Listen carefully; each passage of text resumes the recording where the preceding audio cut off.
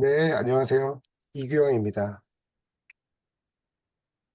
임성훈 원장님께서 굉장히 디테일한 내용을 잘 설명해 주셔서, 저는 조금 다른 방향으로 준비를 해서 그냥 편하게 이야기를 듣듯이 그냥 편안하게 들으셔도 될 것 같습니다.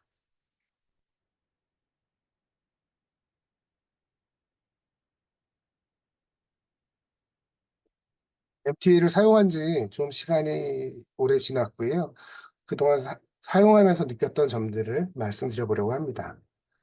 사진에서 보이는 것은 사막의 장미라고 하는 사막에서 만들어지는 모래 결정으로 만들어지는 일종의 보석이고요.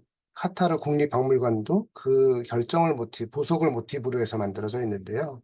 MTA로 충전을 한 경우에 현미경적으로 확대를 해서 보면 그 사막의 장미 결정을 볼 수가 있어요. 그거를 아주 재밌게 생각을 해서 여기 첫 화면에 담아봤습니다. 일단 우리가 어떤 새로운 재료나 제품이나 술식을 어떻게 만나가야 될까라고 생각을 해보면 우리 나름대로는 굉장히 신중하게 심사숙고를 해서 결정을 하게 되는데요. 그 결과가 항상 우리가 기대했던 대로 좋게 나오는 것은 아니잖아요. 시간이 지나야 알 수가 있게 되는 거죠. 그것이 좋은 인연일 수도 있고 우연히 만났지만 좋은 결과가 나타날 수도 있고 아니면 좀 만나지 않았으면 좋았을 나쁜 인연일 수도 있고 다양한 일들이 일어난다고 생각합니다. 저는 임플란트 얘기를 잠깐 해보면 제가 졸업하고 얼마 되지 않아서 임플란트를 처음 선택하려고 했을 때 인터널 골흡수가 없는 인터널 커넥션이면 좋겠다라든가 초기 고정이 좋은 테이퍼드 타입이면 좋겠다라든가 여러 가지로 심사숙고를 해서 당시에 꽤 유명한 브랜드였던 3I의 NT라는 인터널 NT라는 제품을 선택했었어요. 근데 그 제품은 안타깝게도 좀 페일리어 이슈가 있었고 상당수의 페일리어를 경험을 했던 적이 있습니다. 아, 그리고 저는 지금 선배님과 공동 기업을 하고 있는데 이제 둘이 합치게 되면서 제가 선택했던 이 플란트는 무수한 페일리어를 겪고 있고 선배님이 쓰시고 계시던 덴티움을 같이 사용하게 됐는데요. 덴티움은 우연히 사용하게 되었지만 지금까지 별 문제 없이 한 20여 년간 잘 사용을 하고 있는 중입니다. 이게 꼭 심사숙고가 우리한테 좋은 결과를 주지 않는다는 게 좀 안타깝긴 하지만, 예, MT의 경우는 저는 좀 우연히 만나게 된 것이었지만, 시간이 많이 지나면서 다행히 결과가 좋았어요. 그래서 제가 긴 세월 동안 검증해온 내용인지라 다른 분들께 권해드려도 괜찮겠다는 확신이 들어서 아마도 오늘 이 자리에 같이 하신 분들은 MTA를 사용할까 말까 고민하는 분들이 아닐까 해서 이렇게 사용하셔도 좋겠다라는 이야기를 해볼까 합니다. MTA를 만나게 된 우연을 말씀드리려면 제가 존경하고 감사함을 느끼는 최경명 선생님을 이제 빼놓을 수가 없는데요. 최경명 선생님은 MTA를 사용하지는 않으셨지만 저는 최경명 선생님한테 공부를 배웠던 사람들의 모임인 웅리회의 멤버로 공부를 하고 있었어요. 사진은 최경명 선생님 은퇴한 사진인데 왼쪽에는 바이오 MTA를 만드신 유준상 원장님 모습이 보이고요. 오른쪽이 저의 모습입니다. 최민호 선생님 덕분에 유준상 선생님하고 만나게 됐었고, 유준상 선생님은 MT에 대해서 굉장히 각별한 관심을 가지고 계셨고, 또 우리나라에서는 굉장히 이르게 MTA를 제품화해 주셔서 저희가 프로루트 MTA라는 굉장히 비싼 제품 대신에 몰수 MTA라는 제품을 쉽게 접하게 해주셨던 감사한 분이죠. 또 제가 다행히 유승상 선생님을 알고 지냈기 때문에 올수 MTA라는 제품을 일찍부터 접하고 사용할 수 있게 됐던 것 같습니다.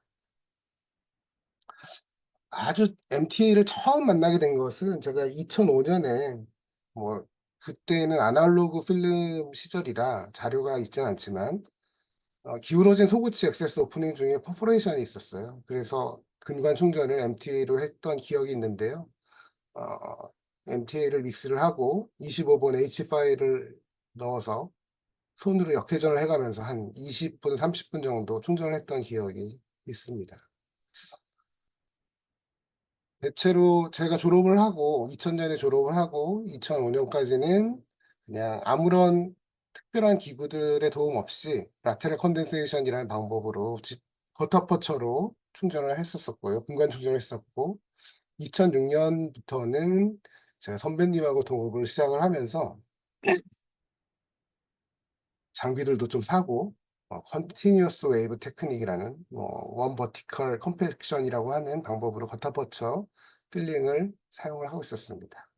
근데 신기한 것은 어, 제가 버티컬 컨덴세이션이라는 기구 방법을 잘 알지 못했든 아니면 기구 사용에 미숙했든지 간에 2006년부터 2009년 사이에 근관치료 후에 한 1, 2년 후에 근단병수가 생기는 경험을 좀 적잖이 했었던 것 같습니다. 근관치료를 한 후에 한 1, 2년 정도 후에 다시 재발이 되면 상당히 좀 난감해집니다. 우리가 근관치료는 이제 처음에 하는 치료이고 그 위에 여러 가지 뭐 코어도 하고 크라운도 하게 되는데 재발이 생기면 그 했던 것들을 다 제거하고 다시 처음부터 시작하게 되니까 환자와의 관계도 어렵고 치료도 굉장히 복잡하고 힘들어지게 됩니다. 사진에서 보시는 분은 2009년에 35번은 파절이 되고 36번은 우식이 있어서 35번은 발치를 하고 36번은 과터포처로 버티컬 컨덴세이션 하는 방식으로 근관 충전을 했던 환자입니다. 그런데 불과 한 2년이 채 되지 않아서 근단에 다시 재발 경사가 생겼고요. 아, 그때는 MTA를 사용하기 시작했던 터라서 MTA로 재근관 치료를 했던 증례입니다. 이분은 2017년까지는 잘 사용을 하고 있었는데요. 2018년에 서비컬 부분에 파절로 인해서 발치를 하게 됐었습니다. 네, 이분 중에는 이따가 뒤에서도 다시 한번 소개해 드릴 것 같습니다. 예전에는 이런 식으로 근관 충전을 했었어요. MTA를 쓰기 시작한 초창기에는 MTA 웰이라는 저 깔때기처럼 생긴 여기다 믹스를 해 넣고 MTA 캐리어로 찍어서 MTA를 근관 안에 넣고 지금은 컴팩터라는 걸 사용하지만 나이타이로 된 컴팩터를 사용하지만 그때는 원래 커터퍼처 열연화 충전법이라는 방법에 사용하던 버터 컨덴서라는 덴치플레이에서 나온 기구를 사용해서 어, 원리는 똑같죠. H 파일 역회전 하는 거랑 같은 원리로 밀어 넣는 식으로 충전을 했었습니다. 당시에 제가 이제 주변에 아는 분들에게 이런 식으로 충전하시면 됩니다라고 이제 알려드렸던 건데 이건 뭐 자세히 보실 건 없고 야, 옛날에는 원시적으로 이렇게 했었구나라고 흥미삼아 보실 수 있게 준비했습니다.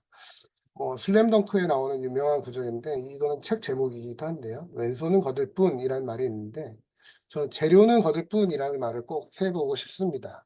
근관 치료에서 저는 솔직하게 말씀드리면 얼마 전까지는 거타포처가 근관 충전 재료로 부적합하다라고 생각을 했었습니다. 근데 이번에 발표를 준비하면서 좀 장기간의 예후가 어떨까라고 생각해서 2006년, 7년, 8년, 9년, 10년 그때쯤에 했던 증례들, 11년 초기 MTA 증례들, 그다음에 제가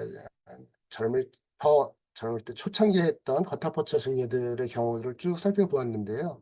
설화에 남아있는 경우들도 많이 있었고 오랜 기간 문제없이 유지되는 증례들을 많이 발견할 수 있더라고요. 제가 치료한 증례도 있었고 다른 분들이 치료한 증례도 있었고요.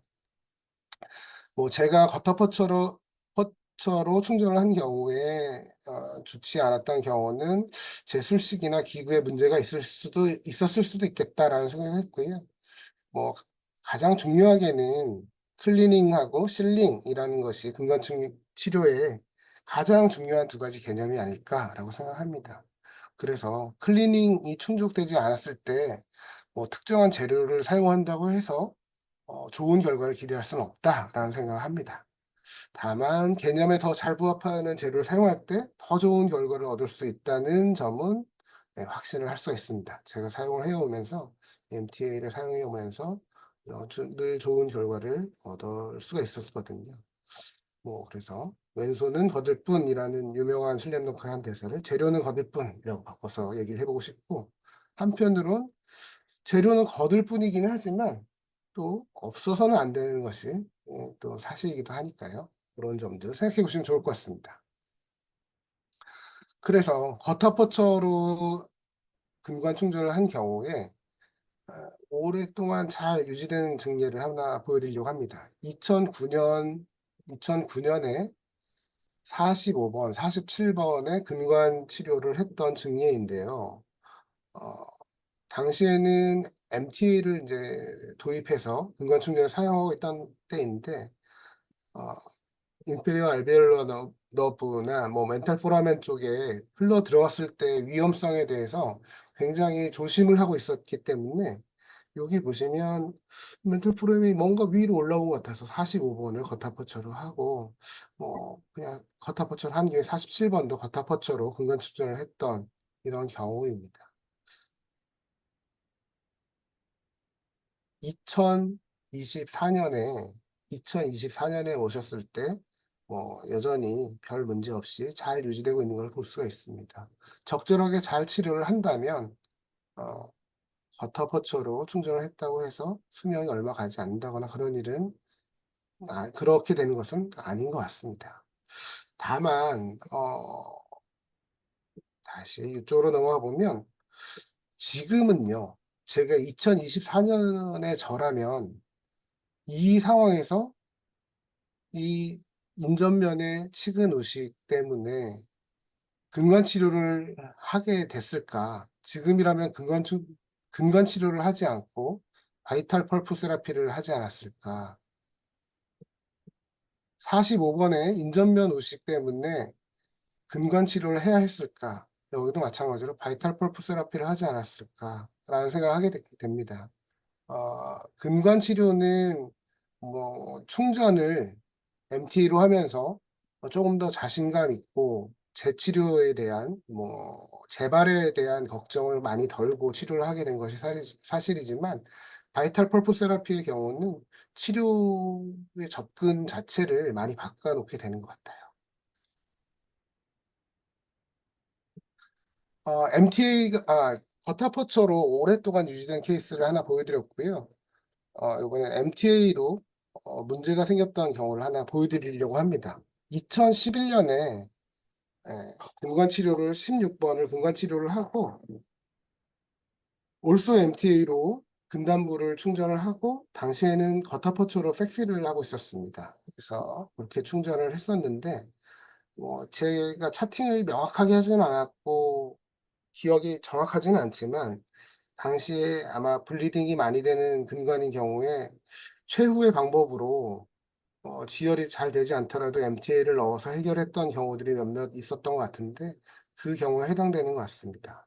11 년에 근관 치료한 그 치아에서 24 년에 갑자기 팔라탈에 피스툴라가 생기고 피스툴라가 팔라탈 루트 쪽으로 가는 네. 것을 발견할 수 있었어요. 아니, 2시간이요. 그래서 다시 올수 MTA로 충전을 근관 치료를 다시 시행을 했고요. 얼마 후에 피스툴라는 사라지고 건강한 모습으로 다시 살아나는 것을 확인하였습니다. 이때 재치료를 시작을 하면서 이걸 차트를 보니까 올수 MTA로 충전을 했던데 제거하기가 너무 어려워서 어떡하지? 환자분에게는 "발치를 할 수도 있겠다."라고 말씀을 드렸었고요. 그런데 뜻밖의, 그냥 가루로 되어 있는 것처럼 전혀 단단하지가 않았고 하드닝이 되지 않은, 경화되지 않은 상태로 느껴졌었습니다. 제거는 전혀 어렵지 않았고요. 어 그냥 늘 하던 근관 치료처럼 클리닝을 하고 충전을 하는 방법으로 진행을 했었습니다. 신기한 것은 경화가 되지 않았는데도 과연 13 년이나 이걸 잘 버텨 줬던 것인가라는 또 놀라운 생각도 있었습니다. 이 아래쪽에 보시면 저도 물론 MTA로 근간 충전을 하는 경우에 여러 가지 이유로 실패를 하기는 합니다만 대부분 파절 이슈들이나 치주 문제 때문에 발치를 하게 되는 경우가 많은데 다시 근단 병소가 재발한 경우는 지금까지 제가 기억하는 유일한 증례인 것 같아요. 그래서 근단 병소가 재발하는 경우는 MTA로 충전한 경우에는 굉장히 드물다라고 생각을 하고 있습니다.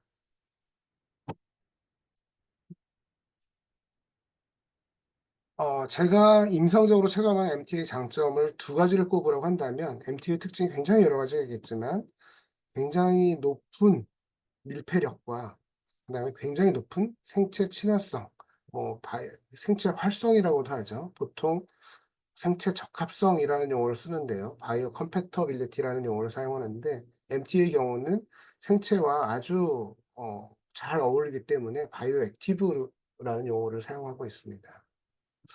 이 사진은 제가 구글에서 찾아본 사진인데요. 딱 이런 사진을 여러분들께 보여드리고 싶었는데 마침 제가 뭐 어떻게 읽어야 될지 모르지만 캐리 오 릴리라는 미국의 치과 의사분이 블로그에 올리신 글 중에서 일부가 있길래 이 사진을 빌려왔는데요. 오버필링된 겉타포처를 보여주고 있습니다. 우리가 오버필링이라고 하는 거는 겉타포처가 밖으로 이만큼 튀어나왔다라는 뜻인데 한편으로는 겉타포처의 오버필링은 충분히 실링을 이루지 못했다는 언더필링의 뜻을 가지고 있기도 하거든요. 그래서 겉타포처로 필링을 하는 경우에 에이피컬 스탑 내지 에이피컬 시트가 굉장히 중요하죠. 에이피컬 시트에 그것보다 더 굵은 겉타포처를 넣고 얹어서 밀봉을 하는 그런 개념이잖아요. 거기에 라테랄 콘을 넣기도 하고 버티칼로 지져서 다져 넣기도 하고요. 이렇게 실링을 하게 되는데요. 만약에 오버필링이 된다는 거는 이 시트를 지나서 스탑을 지나서 겉타붙여 나가고 이 포라멘 부분 쪽에 뭔가 비어있는 공간이 생기게 된다는 거죠. 그래서 겉타포처에서 오버필링은 사실상 필링이 되지 않는 언더필링과 마찬가지다라고 생각할 수 있고요. 어, 요거랑 이런 문제를 이제 좀 차이를 두기 위해서 실러가 삐져나간 경우를 파핑이라고 구분해서 이제 표현들을 하기도 하시죠.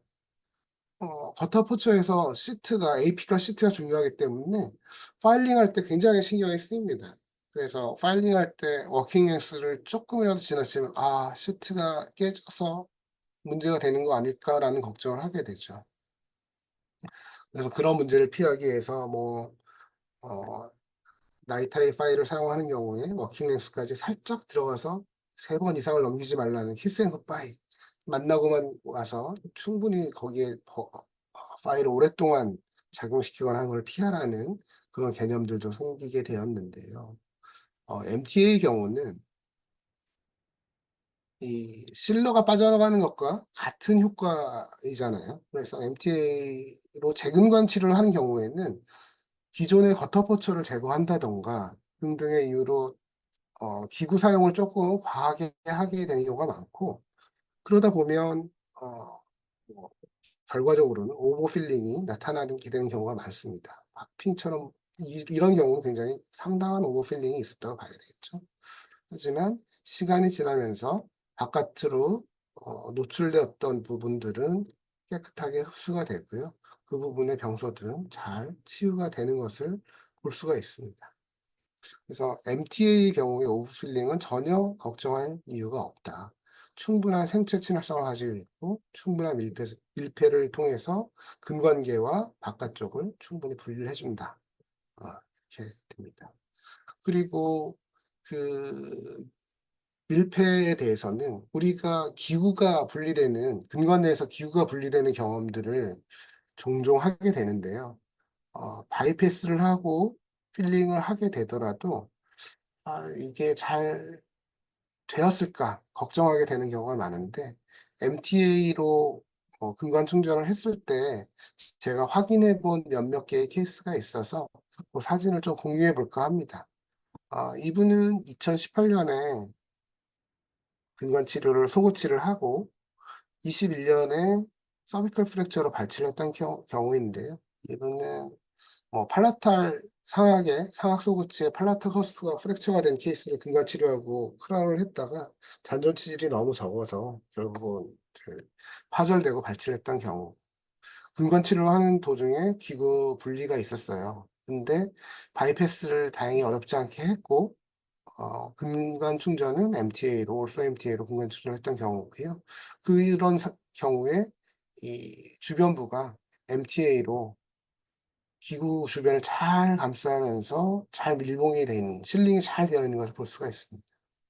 어, 제가 2012년에도 비슷한 경우가 있었는데 치주가 워낙 안 좋은 분인데 지푸라기를 잡는 심정으로 근간 치료를 했었고 뭐 얼마 안 되어서 이제 발치를 하게 됐고 또 기구가 두 개씩이나 이제 부러지는 불상사도 있었기 때문에 어떻게 되는지 궁금해서 제가 이유상 원장님께 부탁을 해서 요 샘플을 확인해 보고 싶다라고 해서 이유상 선생님이 잘라서 보여주셨던 경우인데요. 마찬가지로 바이패스한 주변으로 올소 MTA가 잘 밀봉을 해주고 있는 것을 볼 수가 있습니다. 그래서 기구가 근관 내에서 분리된 경우에도 우리가 바이패스를 한다면 좀 마음을 좀 편하게 먹을 수 있지 않을까라고 생각합니다.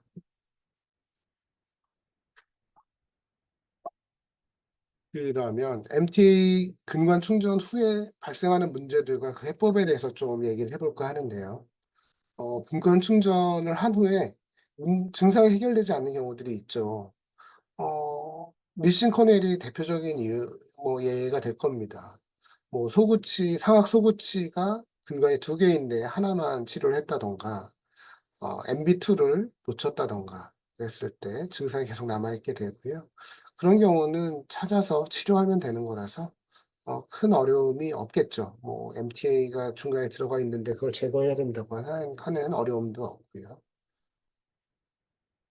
그리고 크랙치아인 경우에는 어, 루트 크랙이 있는 경우에 우리가 MTA로 근간 충전을 했을 때 단기간에는 최소 뭐 6개월에서 1년 정도는 증상의 호전을 볼 수가 있고요. 그 후에는 다시 안 좋아지는 것을 볼 수가 있는데 그럴 때에는 발치를 하게 되거나 아니면 상황에 따라서는 부분적인 치근 절제를 하게 됩니다. 사진에서 보시는 분은 16번과 46번에 근건 치료를 했던 경우인데, 치료를 했던 이유는 조금, 어, 지금 생각하면 조금 과도했다고 생각하지만, 좋은 버티컬 스탑을 만들기 위해서, 크라운을 씌워야 되겠다라는 생각을 했던 경우였어요. 근데, 어, 차라리 그냥 지냈으면 어땠을까라는 생각이 드는 증상입니다.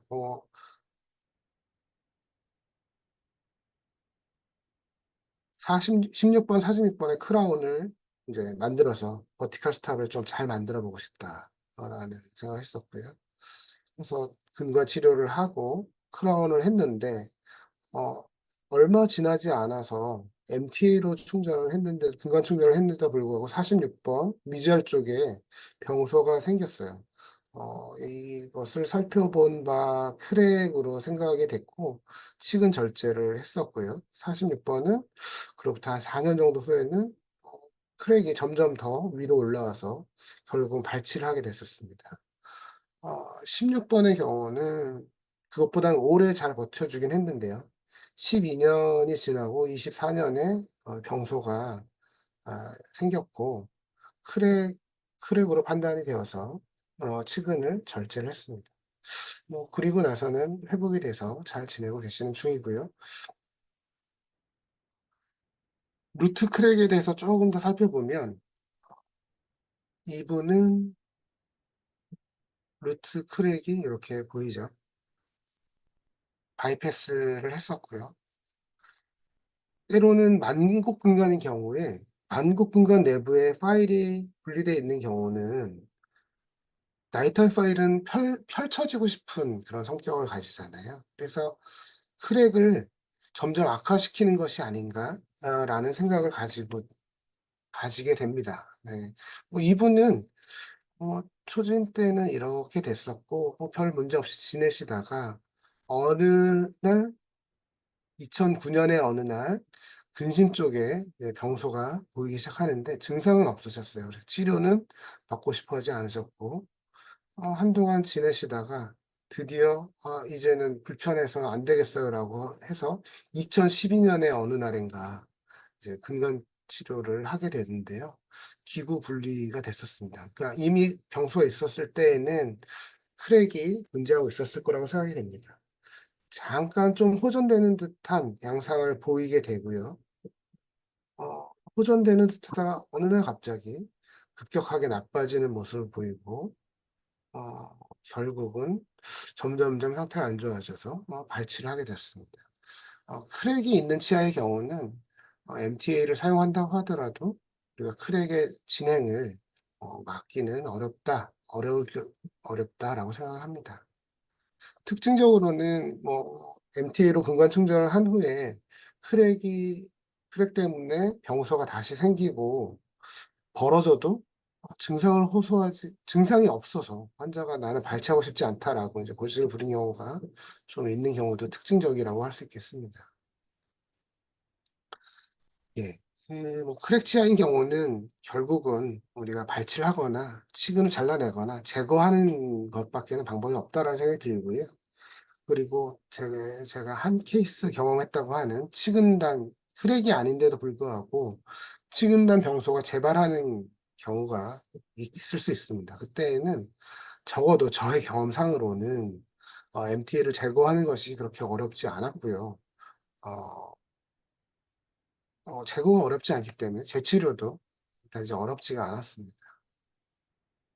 뭐, 만약에 제거가 어렵다고 하더라도 수술적인 접근을 하는 경우에 충분히 경과가 되는 경우라면 그냥 잘라내기만 하면 되기 때문에 치근 절제 같은 경우도 쉽게 역충전을 하는 경우보다 훨씬 간단하게 접근할 수 있기도 합니다.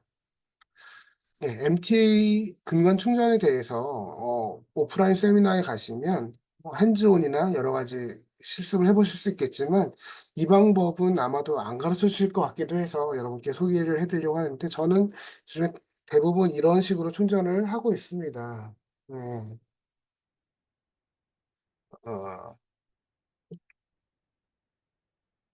어, 일단 클리닝을 깨끗하게 하고요. 이 유니버셜 캐리어, 다목적 캐리어로 MTA를, 이건 아말감 캐리어 정도의 굵기를 가지고 있는데요. 이 캐리어에 MTA를 담아서 듬뿍 넣습니다. 뭐 여러 번 넣을 수도 있고요. 여러 번 넣고 커튼 펠렛으로 살짝 다져주고 어, 여기를 컴팩터로 각각의 근건마다 충전을 해주게 됩니다. 이렇게 충전을 하다 보면 아래쪽에 이제 충전이 되는 특유의 느낌을 알 수가 있고요. 예전에는 단단하게 느껴지는 느낌을 느끼려고 했는데 그거는 너무 과충전되면서 어, 크랙을 유발할 수도 있다라고 하기 때문에 요즘은 살짝 잡아당기는 특유의 느낌이 나면 이제 조금씩 끌어올려서 마무리를 하고 있습니다. 그 위에는 MTA를 추가로 넣어서 캐비티 내부 아래쪽까지 MTA로 충전하고 있습니다. 이렇게 하면 굉장히 짧은 시간 안에 충전을 마무리할 수 있습니다. 질문 중에서 MTA가 왜 경화되지 않았냐라는 거는 관련된 거니까 잠깐 말씀을 드리면 아마도 그때 근관 내 블리딩이 해결되지 않는 상황에서 어, 블리딩이 되고 있는 상황에서 MTA를 충전을 했던 증례인 것 같아요. 그런 경우는 MTA가 뭐 혈액이나 조직액하고 섞이면 경화가 잘 되지 않거든요. 근데 경화가 되지 않은 상태에서도 증상은 가라앉혔고, 저는 이제 그거를 그냥 치료했던 거죠. 그래서 이런 경우라면, 만약에 지금도 근관내 블리딩이 해결이 되지 않는 경우를 경험을 하게 된다면, 지금 같으면, 일단 임시로 MTA 충전을 하고, 한 2주 정도 후에, 1, 2주 정도 후에 증상이 사라지면 MTA를 제거하고, 다시 이제 좋은 조건 하에서 MTA를 근간 충전하는 쪽으로 하지 않을까, 그렇게 생각합니다. 위에 있는 질문들은 나중에 제가 미처 보지를 못해서 마무리를 하고 말씀드리도록 하겠습니다.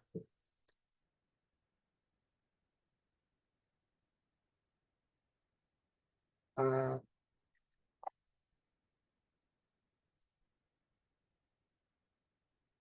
이렇게 근간 충전을 하게 되면 어떤 일이 일어날지 잠깐 보겠습니다. MTA로 근간 충전을 한 부분 바깥쪽으로 주변부에 아까 사막의 장미라는 와 유사한 결정이 생긴다고 말씀드렸는데요. 여기 보이는 전자현미경 사진에서는 덴티널 튜브를 보여주고 있고요. 비어있던 덴티널 튜브들이 시간이 지나면서 결정들이 생기는 리플라이크 크리스탈이라고 하는 결정들이 생겨나는 것을 볼 수가 있고, 그것들이 덴티널 튜브까지도 밀봉을 해준다라는 것을 볼 수가 있습니다. 심지어는 이 사진에서는 덴티널 튜브 안에 이피칼리스라는 세균이 남아있는 상태에서 근간 추정을 하고 시간이 지나면서 어떻게 되는지를 보여주는 모습입니다.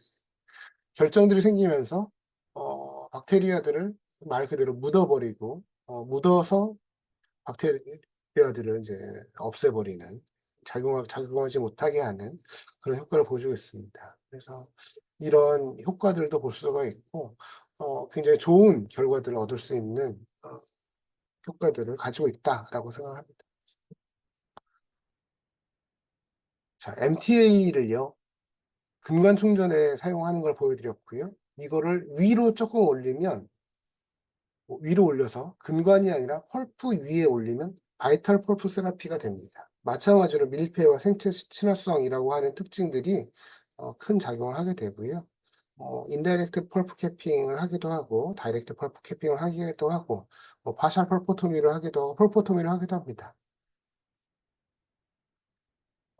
이런 경우에 이 아까 처음에 보셨던 이 환자분의 경우에 2024년에 저라면 이것을 근관 치료를 왜 했을까라는 생각을 많이 하게 됩니다. 어, 36번의 경우라면 바이탈 펄프 세라피 해서 뭐 인다이렉트 펄프 캐핑이든 다이렉트 펄프 캐핑이든 해서 보존적인 수식, 레진 필링이나 하는 식으로 접근을 했으면 이렇게 치질이 얼마 남지 않게 되고 파절되고 하는 일들을 겪지 않고 지금까지도 치아를 보존할 수 있지 않았을까라는 생각을 가지게 되고요. 35번 같은 경우는 MTA로 근간 충전을 한 후에 서지컬 익스트루전을 해서 약간 2 내지 3mm 정도, 치근이 충분히 긴 편이기 때문에 2 내지 3mm 정도 끌어올려서 어, 고철 수복을 했더라면 임플란트 하지 않고 지금까지 치아를 살릴 수 있지 않았을까라는 생각을 하게 됩니다. 그래서 MTA를 사용하게 되면 우리가 치아들을 훨씬 더 오랫동안 살려서 갈 수 있는 방법적 여러 가지 방법들이 생기지 않나라고 생각합니다. 어, 임성훈 선생님이 많이 보여주셨는데요. 어, 조금 오래된 증례들을 찾다 보니까 2017년에 해서 뭐 아직 7년밖에 되지는 않았지만 어, 아까 레진 MTA로 인다이렉트 캐핑을 하고 레진을 한 경우에 7번 대구치 7번 같은 경우는 교합력을 상당히 많이 받는 부분인데 불구하고 어, 우리가 약간의 고려를 해서 좋은 형태를 부여를 해준다면 충분히 거의 변화 없이 잘 레진이 잘 유지가 되는 것을 볼 수가 있습니다. 그래서 대구치인 경우에서도 레진 수복에 크게 염려를 하지 않으셔도 되겠다라는 생각을 합니다. 예, 파노라마 사진에서도 인다이렉트 캐핑을 한 경우를 볼 수 있고요. 어, 아까 임성훈 선생님이 말씀하신 것처럼 펄팔 혼이 굉장히 높이 올라와 있는 걸 볼 수 있죠. 이걸 만약에 그냥 다이렉트로 레진을 치료했다면 환자가 증상을 호소하지 않았을까라는 생각이 듭니다. 조금 특이한 증례를 보여드리면서 얘기를 해볼까 하는데요. 이분은 2018년에 이걸 페리에피컬 리전이 있다라고 판단해야 된다고 저는 생각하는데, 리전이 있어서 근건 치료를 해야겠구나라고 생각했었어요. 근건 치료를 해야겠구나라고 처음에 들어갔는데, 일단 의식 부분을 제거하다 보니까 블리딩이 되더라고요. 블리딩 색깔은 아주 선홍색은 아니었지만 지혈이 되는데 큰 어려움이 없었고, 어, 일단 시도를 해볼 만하다라고 생각이 돼서 환자분께는 다시 근관 치료를 하게 될 가능성이 있다라고 말씀을 드리고, MTA로 바이탈 펄프 세라피를 했어요. 리트로 MTA죠. 하고 일단 레진으로 치료를 마무리했었는데요. 6월에 치료하고 12월이 되면서 병소가 페리에피컬 리전이 방사선상에서 회복되는 양상을 보이고요. 2021년에 마지막으로 오셨을 때에도 그 상태가 잘 유지되는 것들을 볼 수가 있었습니다. 그래서 어, 다소 모험적이기는 합니다만 리전이 있는 경우에 라고 해서 무조건 근건 치료를 해야 된다라고 생각하지는 않아도 되지 않을까라는 생각을 가지고 있고요. 어, 우리가 바이탈리티를 확인할 수 있는 상황에서라면 환자분이 이해를 할 수 있는 상황인지, 이해를 할 수 있는 환자인지 확인을 하시고 근건 치료로 넘어갈 가능성이 충분히 있기 때문에 제가 확인하지 않은 부분은 괴사가 있을 수도 있으니까요. 어, 바이탈 펄프 세라피를 시도해 볼 수 있다라고 생각합니다. 조금 더 크게 해서 보시면 여기 페리에피컬 리전이 있는 부분이 바이탈 펄프 세라피 이후에 여기 회복이 된 것을 볼 수가 있습니다. 그리고 회복이 되고 유지되는 것을 볼 수가 있습니다. 다만 바이탈 펄프 세라피는 난바이탈 펄프를 바이탈 펄프로 만들 수는 없어요. 죽어있는 걸 살릴 수는 없다는 거죠. 그래서 이게 난바이탈인지 바이탈인지 판단을 신중하게 하실 필요가 있습니다. 그래서 이것은 약간 실험적 시도라는 것을 꼭 생각해 두시고 신중하게 환자분과 충분히 대화를 한 후에 비슷한 경우에 접근한다면 충분히 대화를 한 후에 치료를 하셔야 된다. 이렇게 하셔야 된다라고 생각합니다. 바이탈리티의 확인은 치료를 시작하기 전에 하시는 게 필요하고요. 마취가 일단 되면 우리가 살아있는지를 확인하기가 좀 어려워지니까요. 제일 먼저 가장 쉬운 건 EPT가 정상적으로 반응하는지를 보는 거고요. 인접치만큼의 인접치만큼의 적당한 자극의 반응이 있다면 우리가 별 문제가 없겠구나라고 이제 추측을 할 수 있겠습니다. 다만 굉장히 민감하거나 아니면 때로는 너무 둔감해서 훨씬 더 강한 자극에 간신히 반응이 보인다면 우리가 상태가 좋지 않을 수 있다라고 생각해야 되겠죠.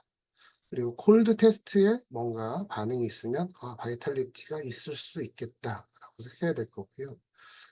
마지막으로 마취 없이 살짝 와동을 형성을 해보고 이때 통증을 느낀다면 아직 바이탈리티의 가능성이 있기는 하다. 하지만 굉장히 둔해져 있으니까 바이탈 펄프 세라피를 했을 때 실패할 가능성이 높겠구나라고 생각하고 접근을 하셔야 된다고 생각합니다. 여기까지 확인을 하고 마취를 하게 되죠. 마취를 하고 나머지 와동 형성을 하고 이 정도까지 오게 됐다면 치수의 출혈을 꼭 확인을 하셔야 되고요. 어차피 엔도를 하려면 치수광을 열어야겠죠. 치수의 출혈을 확인해서 출혈 정도와 지혈을 확인해서 지혈이 잘 되고 어려움 없이 지혈이 잘 된다면 바이탈 펄프 세라피를 시도해 볼 수는 있다라고 생각합니다. 다만 이게 항상 성공하는 것은 아니라는 점을 꼭 염두에 두셔야 됩니다.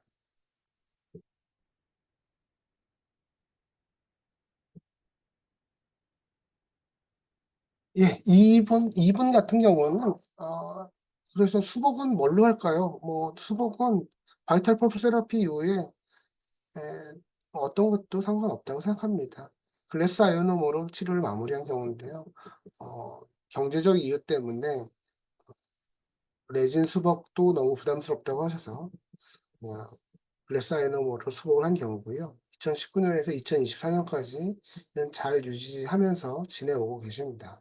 소고치 같은 경우는 교합력을 다시 강하게 받지 않는 경우가 많기 때문에 예, 뭐 조금 강도가 약한 재료라고 하더라도 어, 시도해 볼 만하다고 생각합니다. 플로우 레진으로 대구치의 교환면을 우리가 형성하는 경우에 과연 신뢰를 할 만한가?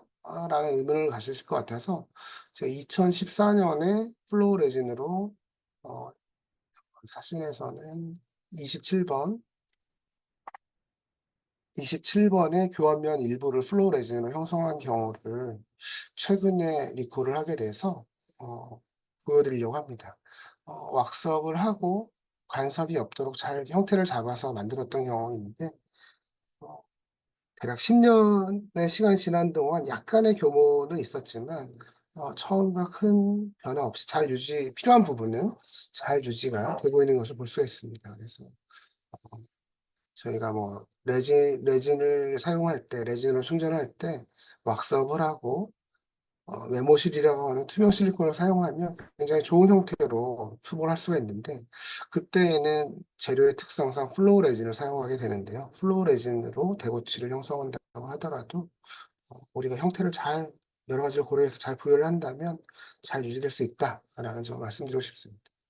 그리고 뭐 바이탈 펄프 세라피를 한 경우에 다이렉트 캐핑을 했고요. 우식이 워낙 심해서 교정을 해야 되는데 우식이 워낙 심해서 5치의 바이탈 펄프 세라피 후에 교정을 했었고요. 교정하는 데는 전혀 문제가 없으니까 또 안심하고 사용하셔도 되겠습니다.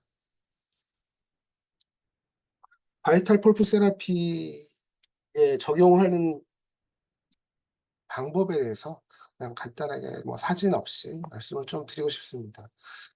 어, 어, 리트로 MTA를 바이탈 펄프 세라피에 사용할 때 빈 공간 없이 딱 밀착해서 적용을 하려면 점도가 낮을수록 좀 묽은 상태면은 쫙 가서 그 빈틈 없이 기포 없이 잘 붙을 것 같아서 묽은 상태로 적용을 하고 싶어 하는데요.